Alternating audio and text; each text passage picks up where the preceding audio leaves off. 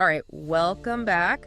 Looks like we're really diving deep into photography this time. Yeah, We're yeah. talking DSLRs, Mm-hmm. we're talking settings. Yeah. You even sent over some excerpts from a photography lesson All right. about burst mode and timer settings. Yeah. Ever wonder how those amazing action shots or those crazy water droplet photos happen? It's incredible what you can do with just a few key settings, right? Absolutely. Yeah. So let's unlock the secrets of burst mode and timer settings. Okay. Starting with the battle of single shot versus burst mode. Ah, yes. The classic duel. So single shot is like Yeah. your trusty everyday camera, Uh-huh. point, click, done. Yep. But burst mode is like having a superpower. Right. It lets you capture a rapid sequence of photos, like frames in a movie. Yes. Think trying to photograph a hummingbird in flight Oh, yeah. with single shot. Right. You're relying on pure luck. Yeah, good luck with that. But with burst mode, you increase your chances of nailing that perfect shot of its wings frozen midair. Exactly. It's all about capturing those fleeting, unpredictable moments. Right. Think of a basketball player soaring for a slam dunk or a dog catching a frisbee. Oh, yeah. Burst mode helps you freeze the action Yeah. and tell a story through a series of images. I can already see the possibilities. And speaking of possibilities, Yeah. the lesson mentioned that burst mode isn't just a one-size-fits-all setting. Right. It can be affected by the file type you choose. Right. JPG versus RAW. Yeah. It's like choosing between a postcard and a full-blown art canvas. Okay. A JPG is like a finished postcard. Okay. It's smaller, ready to share. Yeah. But you've got limited options for making changes. Okay. RAW, Yeah. on the other hand, Yeah. is like that blank canvas. Okay. It gives you all the raw data, Right, more yeah. colors and details to play with and So you're edit. saying raw gives you more flexibility to adjust things like exposure Yes. or white balance later on. Precisely. Especially if you're shooting in tricky lighting conditions. Right. RAW gives you more room to recover details in the highlights and shadows. Oh, okay. But like a massive art canvas, yeah. those files are huge. Which means they take up more space on your memory card, Exactly. and your camera needs more time to process them. Exactly. So you might find that you can capture a longer burst of JPG images compared to RAW. Right. It's a trade-off between flexibility and speed, Yeah, and it depends on your priorities for the shoot. exactly. Okay, so we've covered the basics of burst mode. Okay. Now let's talk about a feature that might seem a little less exciting at first, the timer. Okay. We're not just talking about the 10-second countdown for group selfies here, right? Definitely not. Okay. While the 10-second timer has its uses, Right. the real hidden gem is the 2-second timer. 2 seconds. Yeah. It doesn't seem like a lot of time. What's so special about it? It's all about eliminating camera shake. Ow. Imagine you're trying to capture a stunning night cityscape with all the twinkling lights. Yeah. You're using a tripod. Uh-huh. You got your composition perfect. Yeah.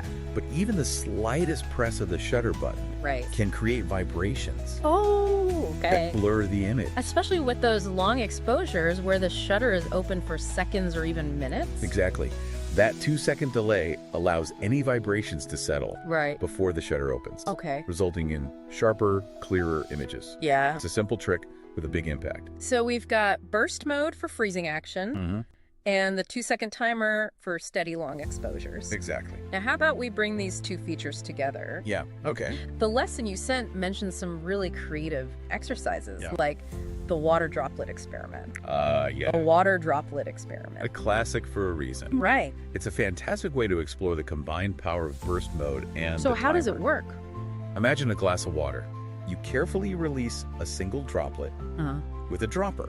Okay. Now try capturing the exact moment that droplet creates a splash with just a single shot. Yeah. It's nearly impossible to time it perfectly. That's where burst mode comes in, right? Exactly. Okay. By setting your camera to burst mode Yeah. and using the 2-second timer to avoid any camera shake Right. from pressing the shutter button, Okay. you can capture a sequence of images Mhm. as the droplet falls and creates that mesmerizing splash. Right. You'll be amazed at the unique shapes and patterns that emerge. And the beauty of this experiment is that you don't need any fancy equipment. Right.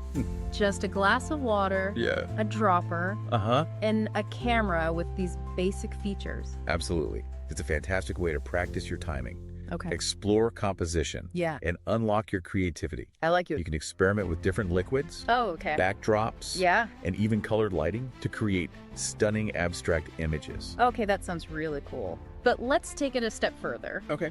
The lesson also suggested trying this experiment with something larger than a single water droplet. Right. Something that creates a more dramatic splash. Yes. Taking it to the next level. Taking to the next level. Now imagine, instead of a droplet, Yeah.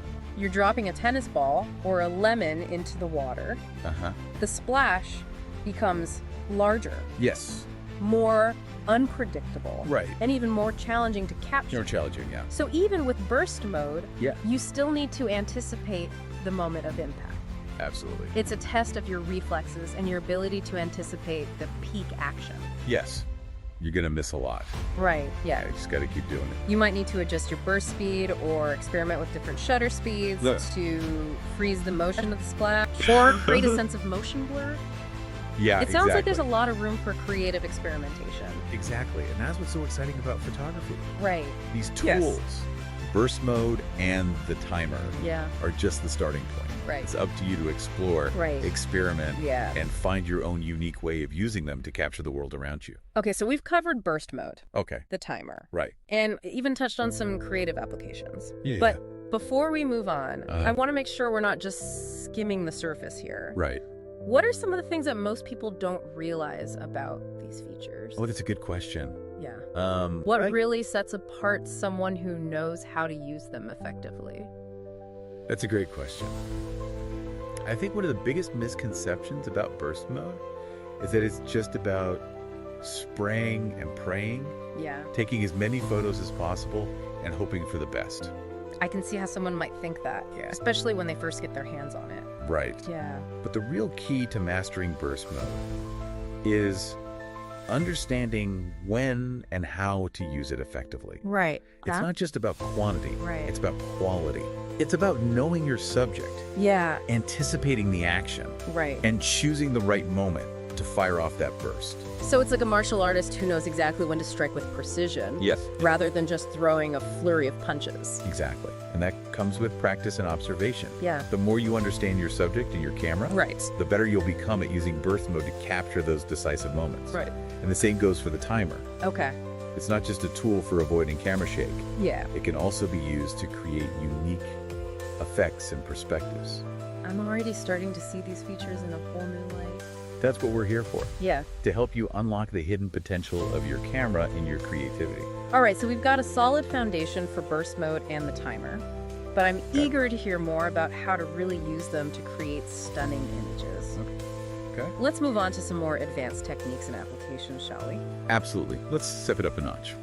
One thing that often gets overlooked with burst mode is its potential for creative blur. Ooh, blur. Yeah. That sounds intriguing. I'm guessing this goes beyond just accidentally shaky photos. Right. We're talking intentional artistic blur. Okay. You see, burst mode isn't just about freezing motion perfectly. Right. It can also be used to convey a sense of speed and dynamism. So instead of a perfectly sharp subject, we're going for that streaky look. Exactly. Okay. Imagine a cyclist racing down a path Yeah. by using a slightly slower shutter speed during burst mode. Okay. You can capture a sequence where the background is blurred, giving the feeling of movement, while the cyclist stays relatively sharp. So burst mode can help us tell a more dynamic story with that motion blur. Exactly. That's really cool. But I'm also wondering, Yeah. could we combine this blur technique with the 2-second timer to avoid camera shake? You're thinking like a true photographer. And the answer is yes. Okay. In fact, the timer is especially helpful when using slower shutter speeds, because any movement from pressing the button is amplified. That makes sense. Yeah. So we've got intentional blur for action Right. shots. Are there any other unexpected ways to use burst mode? Well, how about sequential storytelling? You see, Okay. burst mode isn't just about capturing a single decisive moment. It's about Mhm. capturing a sequence of moments that unfold over time. Okay. Think about photographing a chef preparing a dish. Yeah. You can use burst mode to capture each stage of the process, from chopping the vegetables to plating the final masterpiece. So you're creating a visual Yeah. narrative, almost like a mini Exactly. comic strip. And when you Yeah. put those images together, they Right. tell a story that a single photo simply can't convey.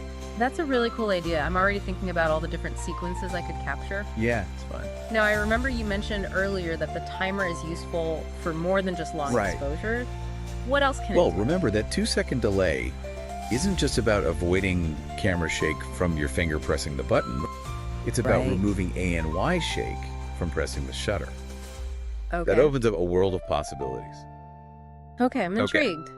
What kind of Have you ever heard of focus stacking? It's a technique where you take multiple photos of the same scene at slightly different focus distances and then blend them together in post-processing. I think I've seen some macro photos that use that technique. Everything is perfectly in focus, even with a really shallow depth of field. And the 2-second timer can be your best friend for focus stacking.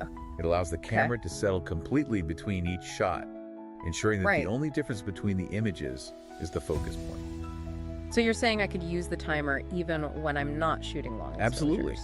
It's a subtle tool, but it can make a big difference in achieving those tack-sharp images, especially in macro photography or landscape photography, where you want everything in focus from front to back. Okay, that's a great tip. I'm definitely adding that to my mental toolbox. But I have to admit, I'm still a little hesitant about the whole idea of using the timer. It seems kind of, well, old school. Like something my grandma would use for family portraits. I get it. The timer might seem a bit outdated in today's world of instant gratification. But trust me, it's a powerful tool that can elevate your photography in ways you might not expect. All right, you've convinced me. I'm ready to embrace the power of the timer. But speaking of powerful tools, is there anything else we should know about burst mode before we wrap up? Any advanced tips or one tricks? thing that often trips up photographers is autofocus during burst mode. Okay. You see, when you're shooting a fast-moving subject, the camera's autofocus system has to work overtime to keep up. So it's like a game of cat and mouse between the camera and the subject. And if your camera's autofocus isn't up to the task, you might end up with a series of blurry images, even if you've nailed the timing. So what's the secret to successful autofocus during burst Well, mode? first of all, make sure you're using the right autofocus mode for the situation. Okay. Your camera likely has several different autofocus modes, each designed for different types of subjects and movements. For fast action, you'll want to use continuous autofocus, also known as servo autofocus. This mode tells the camera to continuously adjust the focus as the subject moves. So the camera is constantly predicting where the subject will be and adjusting the focus accordingly. And most modern DSLRs have incredibly sophisticated autofocus systems that can track moving subjects with amazing accuracy. But even with the best autofocus, you can help your camera out by choosing a single autofocus point and keeping it on your subject. So instead of letting the camera decide which point to focus on, I should manually select the point and keep it locked on my subject. This gives you more control over the focus and helps ensure that the camera is focusing on the right part of the scene. It takes a bit of practice to get the hang of it, but once you master it, you'll be amazed at the sharpness and clarity of your burst mode shots. Okay, so we've covered autofocus mode, single point selection. Anything else I should keep in mind? One final tip. Okay. Don't be afraid to experiment with your burst speed. Your camera likely has a range of burst speed, from a few frames per second to a blazing fast, 10 or even 20 frames per second. So I can choose how many photos the camera takes per second during the burst. Exactly. And the right burst speed depends on the situation. For slower moving subjects, a lower burst speed might be sufficient. But for fast action, you'll want to crank up the burst speed to capture as many moments as possible. Okay, I'm starting to see the nuances here. It's not just about pointing the camera and firing off bursts. There's a lot of strategy. Exactly, and that's what makes burst mode so powerful. It gives you the flexibility to adapt to different situations and capture those fleeting moments that would otherwise be lost forever. This has been incredibly insightful. I feel like I've gained a whole new appreciation for burst mode and the timer. I'm excited to get out there and experiment with these features. But before we wrap up, is there anything else we should cover? Any final words of wisdom for our listener? I think the most important thing to remember is that, you know, these features are just tools. They're there to help you express your vision and capture the world in a way that's unique to you. Yeah, it's not about the gear. It's about the photographer. The best camera is the one you have with you. And the best features are the ones you know how to use effectively. So don't be afraid to experiment break the rules and see what happens when you combine burst mode, the timer, your own creative vision. It's all about pushing those boundaries and finding new ways to tell stories through photography. Precisely. Think about the water droplet experiment. Uh-huh. You could use a colored backdrop, Okay. introduce some dramatic lighting, Yeah. or even try dropping objects into different liquids Right. to create unique textures and patterns. I love that. Taking something simple and turning it into art just by playing with different elements. And that's what makes photography so exciting. Possibilities are endless. Okay, I'm feeling inspired. But before we send our listener off on their photographic adventures, let's recap the key takeaways from our deep dive into burst mode and timer setting. First up, burst mode is your go-to for capturing action, unpredictable moments, and even creating artistic blur. Absolutely. It's like having a secret weapon to freeze time and tell stories through a sequence of images. And remember, it's not just about firing off as many shots as possible. Choose your moments wisely. Master your autofocus technique. And experiment with different burst speeds to achieve the results you're looking for.